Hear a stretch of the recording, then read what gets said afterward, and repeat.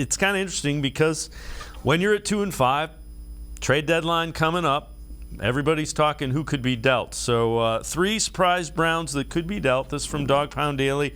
Number 3, defensive tackle Taven Bryant. Hasn't been great, former first-round pick. Number 2, safety John Johnson III. And the number one, according to this article from Dog Pound Daily, Anthony Schwartz. When you look at it, Casey, Schwartz has the speed that's intriguing, was a healthy scratch, hasn't been able to put it together. So Schwartz is kind of interesting. John Johnson's an interesting one. Somebody might give you something. I think they have him kind of mislabeled as that free safety. He's more of I think he's proven more that he's more comfortable in the box.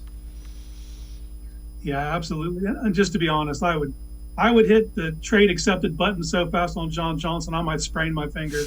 I've seen enough out of 43. Him coming out last week and kind of getting ahead of it and painting the narrative that, hey, it's not me, it's them. Like if you're truly a leader, why aren't you grabbing these young players and bringing them to your house to watch film? Like if you really care that much about it. But I just think it's a lot of him just trying to get ahead of it and paint the narrative. With Taven Bryant, I don't know if there's really a market you could trade him. He's been, if we're grading against the curve, to the other guys in that room with him, he's someone you kind of need right now because he's one of the only guys playing at an actual NFL level. Not exactly a plus defender, but he's not a huge minus either. And with Anthony Schwartz, I just don't see it. Like, if you could get something for him, go for it. I don't think the tape's out. I don't think he's an NFL receiver. How I would handle Anthony Schwartz, it's kind of severe, but I'd cut Anthony Schwartz. I would just cut him.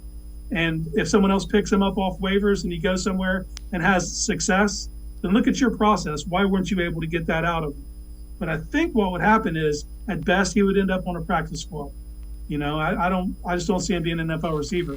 And if he goes through waivers and no one picks him up, you put him on your practice squad and develop him the way he should have been developed to begin with, because you can't do it on the field, obviously.